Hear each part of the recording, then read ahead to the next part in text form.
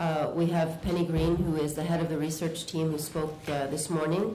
Thomas MacManus, to the left. Where is Thomas? There you are.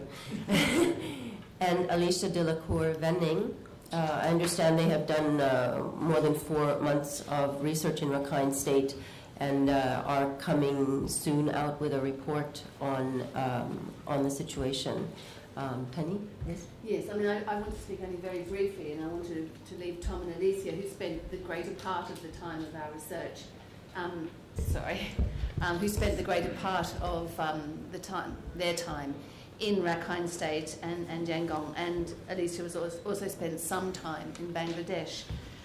This research project was funded by the Economic and Social Research Council of the UK, and the project was to investigate whether or not the persecution faced by the Rohingya had reached some kind of genocidal tipping point or was in fact genocide. So that was the question that we set out to answer.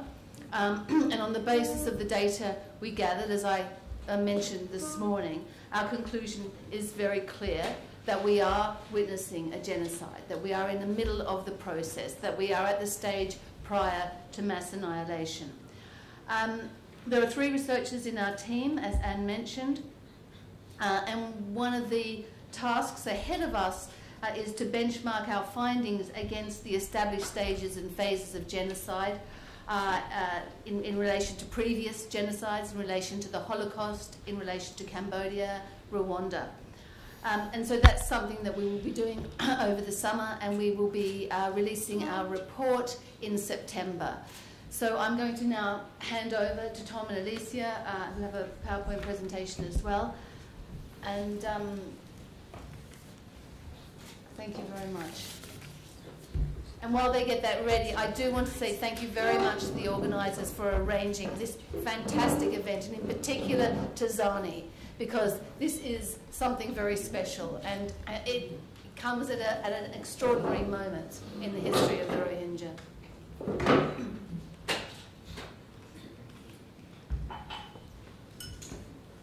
Thank you, Penny, and I want to reiterate Penny's thanks to the conference organisers for this very important conference we're all at here today. So we are going to go through the stages of genocide as we see it. There's been a lot of work in the social sciences about genocide over the years, and Daniel Feuerstein has painstakingly taken the vast majority of it together and has created the stages that we use. And I'll just first go through what those stages are. Stage 1 is stigmatization. Then we have harassment, followed by isolation. Stage 4, which is the stage that we are looking at now in Rakhine State as the major stage, is systematic weakening. And I'm going to talk about the first 3 stages, and then Alicia, my colleague, is going to talk about stage 4. And just to note that stage 5 is annihilation, so it's a very worrying point from our point of view. These stages are a way of trying to understand and analyze a situation like this. They overlap heavily. Stages do not stop before the next stage starts, so just keep that in mind as we go through it. So first of all, stigmatization. The Rohingya have been stigmatized in a variety of different ways that have all worked together to other them. They have been othered as a group, an individual group, a negative other as we call it. One way is by the government calling them illegal Bengali. Calling people illegal immigrants works in most parts of the world. It works well in Europe and Australia, among other countries, so this is quite a powerful stigmatization. Another stigmatization that we get from the members of groups of the Sangha, especially the Mabata group, is that they are dangerous Muslims, that we need to worry about the destruction of Buddhism, and that's what Islam is all about, the destruction of other religions. The monks tell us that that Muslims are dangerous, that they are not to be trusted, and that if we want to know about this, all we have to do is turn on the news and we'll see about Islamic State, which leads on to another kind of stigmatization, this terrorism stigmatization. Again, a very powerful way of stigmatizing a group to make people suspicious about their terrorist links and the possibilities of a jihad in the state. And another stigmatization is based on race. As we heard from participants earlier, based on the color of your skin, the appearance from different districts of Asia, and the word that we have been used by authorities, monks, and members of the public in Rakhine State is the word kalar, which we understand to be a derogatory term for the Rohingya people. And I'm sure everyone here can verify that.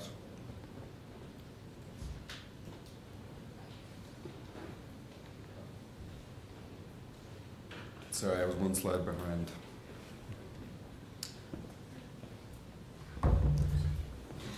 The next stage is harassment. This is when the verbal harassment becomes physical harassment. And we have bullying, which sounds like a very kind of fluffy word, but it's a social science word that we use for the physical harassment of a group. The violence of June and October 2012, we had the destruction of houses, businesses, and mosques. We are told by the authorities that this was spontaneous. Our research shows that this was not spontaneous, that it was organized, highly organized. The village administrators told us, Rakhine village administrators told us that they received letters days in advance of the violence, that they were to be ready, that all males between the ages of 20 and 40 had to be ready for buses to pick them up and bring them down to Sittwe for the violence that was to ensue. So these buses did come on the day in the morning. There was a large fleet. They brought the groups of men down to Sittwe, where they were provided with catering. They had their lunch, and then they were told how to kind of beat the bush to move the Muslim community away from their homes and down towards Bume Junction and towards the camps, the camp compound where thousands of Rohingya live today.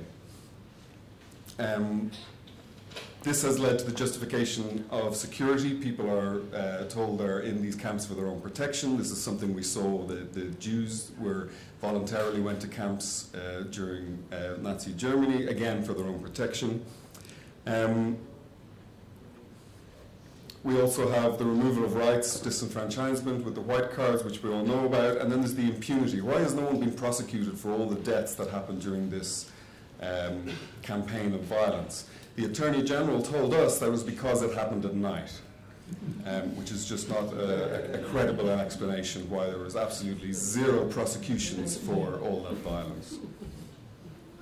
And the next stage is isolation. And as we have heard all day today, the Rohingya are currently isolated both in camps and outside the camps in northern Rakhine State. They cannot go anywhere. They're isolated from the international community. The international community on the ground are afraid to speak about it because MSF nearly spoke about it and were kicked out of the entire country. And this is another form of isolation. They're cut off basically from the outside world, from each other, and this group has now been isolated.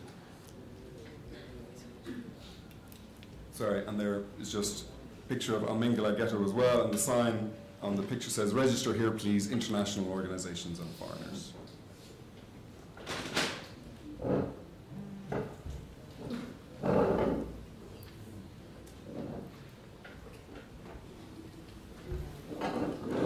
Thank you all very much for being here, and of course the organisers for having us.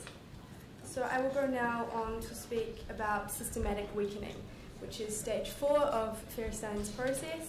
And of course, as Tom and Penny have already mentioned, this is where we feel we're currently at. Now, Feirstein says that once the victims have been isolated from the rest of society, so mainstream Myanmar society, the perpetrators typically implement a series of measures aimed at weakening the targeted population systematically.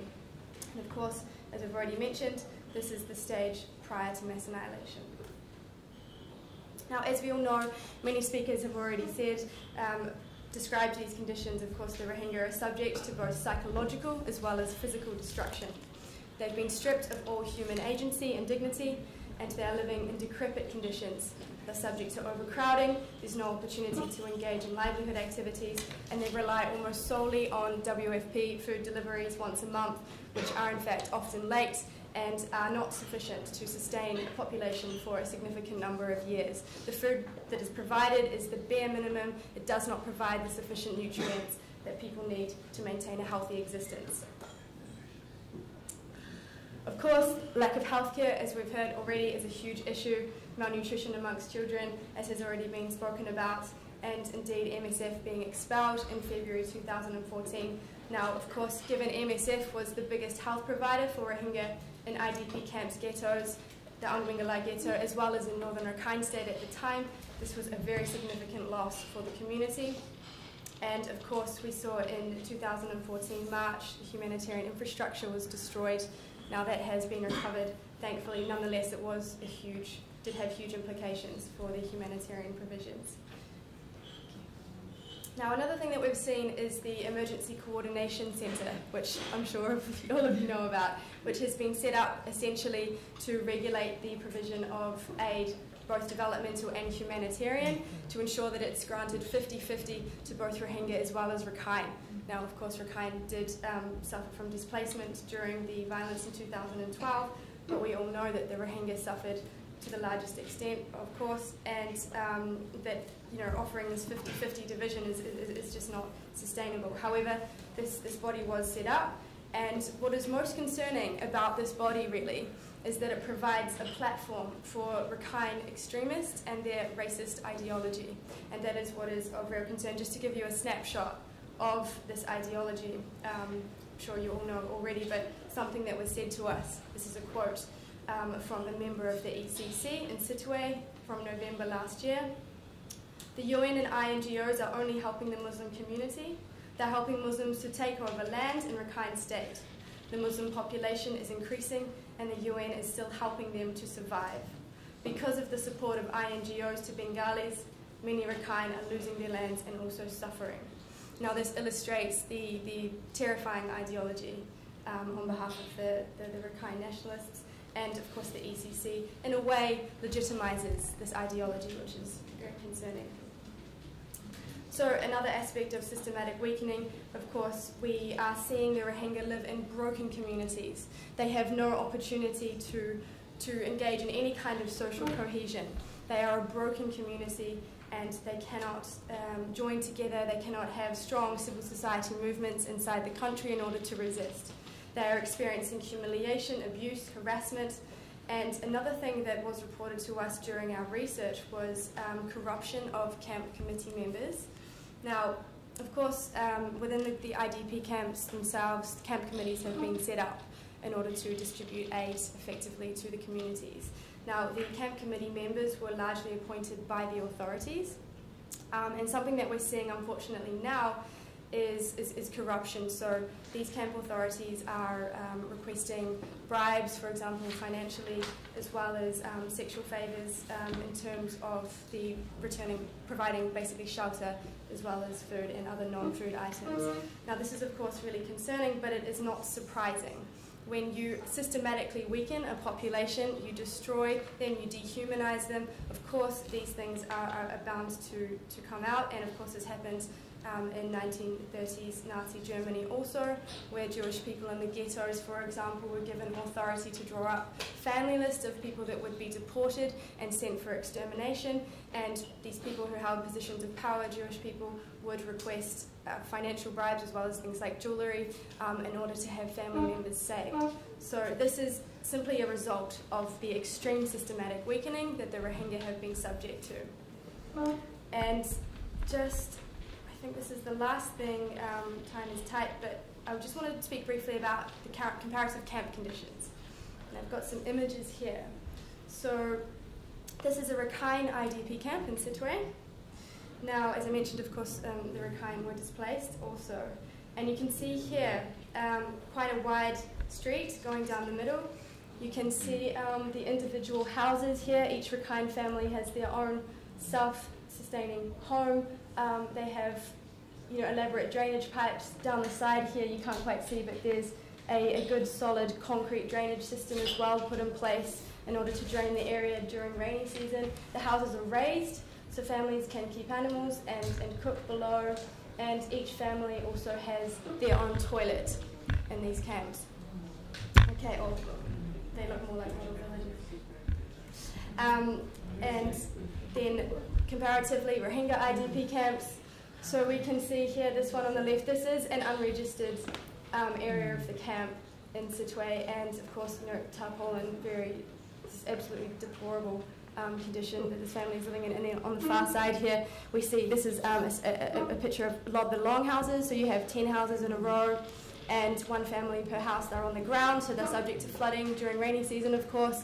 There is actually only one toilet at the end for 10 families, and the rooms are very, very small. Just the last page here, just want to share another quote from the Arakan National spokesperson. Actually, there's two quotes here from him, which demonstrates systematic weakening.